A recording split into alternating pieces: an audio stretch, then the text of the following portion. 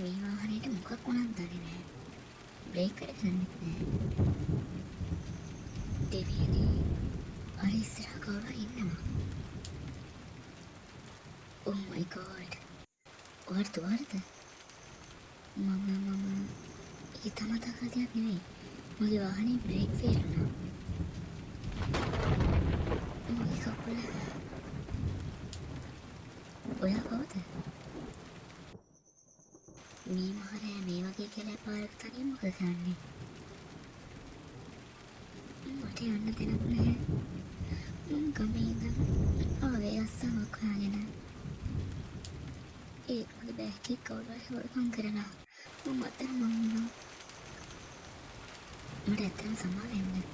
ඔයාලා මගේ වාහනේ තෝරනවා නේද?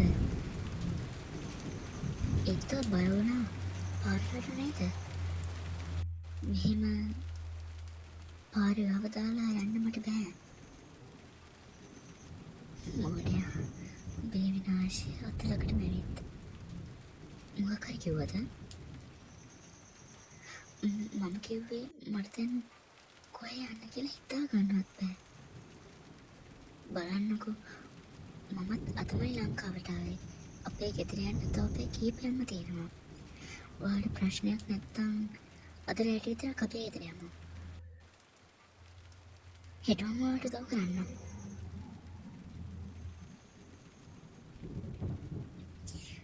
ඒත් මම කොහොමද එහෙම එන්නේ?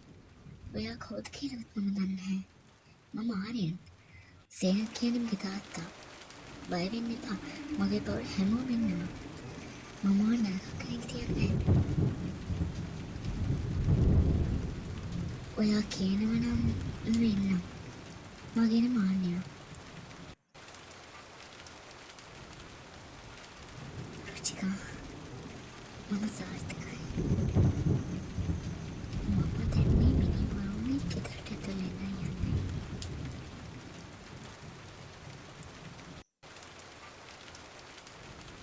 සේනක අපේ පුතාව අපේ මරණය ගෙදරට ඇතුළගෙන එනවා. අනන්‍යා ඔයා මොනවද කිව්වද? මම නැහැ ආර්යන්. මම බැලුවේ මේ පාර හරිම ලස්සනයි නේද කියලා.